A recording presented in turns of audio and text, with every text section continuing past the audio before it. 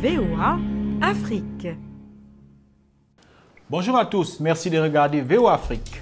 Bienvenue, c'est votre santé, votre avenir.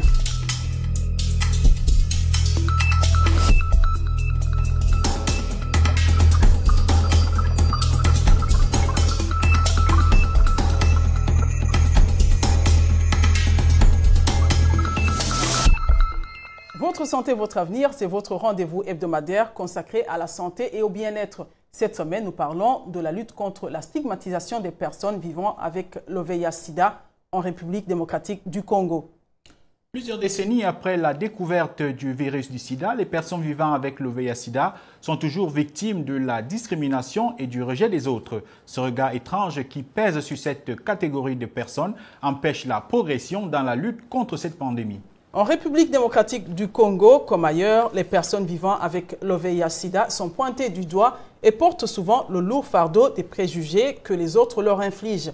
À cause de leur statut sérologique, elles se voient souvent refuser des avantages qui pourtant sont facilement accordés aux autres. Exclusion familiale, sociale, professionnelle et même parfois religieuse, telle est la réalité que vivent ces personnes. Pire encore, l'auto-stigmatisation les empêche de briser ces barrières qui finissent par bloquer totalement leur épanouissement. Judith Mtumba est l'une des nombreuses personnes dont le VIH-Sida est une barrière non seulement à leur santé, mais également à leur épanouissement personnel. Judith est une jeune femme de 25 ans. Elle habite à Kinshasa, la capitale de la République démocratique du Congo. Son témoignage est très révélateur.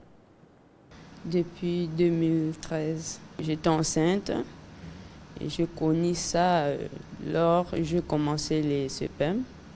Oui, là, je connais que j'ai VIH. J'ai essayé d'accepter, mais ce n'était pas facile. Mon mari, il savait très bien mon statut sérologique avant qu'il puisse m'épouser. Et après, il a commencé à prendre des grandes sommes. Il a commencé à voyager. Il a commencé à me dégoûter. Il y a eu des troubles là. Il a provoqué une réunion entre des familles. Puis il les a annoncé que voilà, votre fille, elle est PVV, elle a VIH-Sida. C'est une maladie que moi, je ne peux pas supporter. Mais ses parents sont venus pour nous chasser de la maison. Mes deux enfants, ils étaient là. J'avais commencé à penser, j'étais devenue dépassée, je peux me suicider. Venir à chaque fois ici, ça me soulage. On le disait tantôt, la stigmatisation ou la discrimination va conduire au rejet social. Et cela part d'une parole ou d'une action qui va transformer la vie des personnes vivant avec le VIH-Sida en une marque d'infériorité. Un comportement qui, malgré les progrès de la médecine dans la lutte contre cette maladie, ne va pas contribuer à son éradication. Les gouvernements et les organisations humanitaires mettent en place des activités pouvant aider à mieux cerner le problème. Eh bien, l'une de ces activités, c'est l'enquête qui a été menée en RDC par l'UCOP. L'UCOP, c'est l'Union congolaise des organisations de personnes vivant avec le VIH-Sida. Une enquête pour comprendre l'ampleur et l'envergure de la stigmatisation dans ce pays. Le docteur Olivier Walla faisait partie de l'équipe qui a mené cette enquête. L'enquête a démontré qu'en République démocratique du Congo, toutes les formes de discrimination sont prévalentes. Nous n'allons pas rentrer dans le détail, mais l'enquête a aussi démontré que la discrimination était beaucoup plus accentuée en milieu rural qu'en milieu urbain. Il est vrai que tout est lié à une question d'information. Puisqu'il y a des gens qui, en ces jours, continuent toujours à considérer l'infection à VIH comme la pire de toutes les infections ou le sida comme le pire des syndromes. Mais qu'à cela ne tienne, tout cela serait dû au manque d'information. Pour des personnes informées, ils savent que des personnes sous traitement ont moins des risques de pouvoir contaminer et sont des personnes à part entière comme toutes les autres. Bon, nous supposons que 30 ans après l'infection à VIH, les choses ont tellement évolué et le regard aussi vis-à-vis des personnes vivant avec le VIH a vraiment évolué.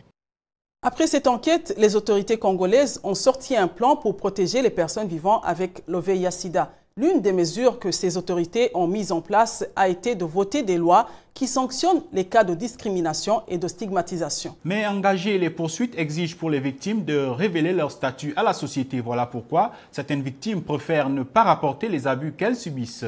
Heureusement, les organisations des personnes vivant avec le VIH existent et offrent différents services pour leur venir en aide.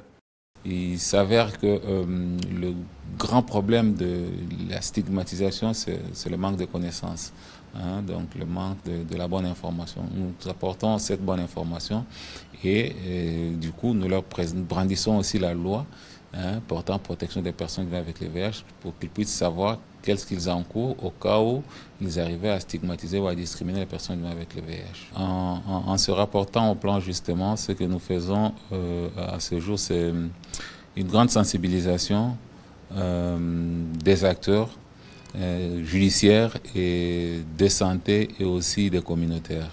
Aux acteurs judiciaires, en fait, ceux qui sont censés dire la loi, nous les informons, nous les sensibilisons sur la loi portant protection des personnes vivant avec le VIH, qu'ils aient de plus en plus de connaissances qui pourront leur permettre à dire les droits lorsqu'il faut se rencontrer ou lorsqu'ils se trouvent devant un acte de discrimination ou de stigmatisation, qu'ils sachent se comporter.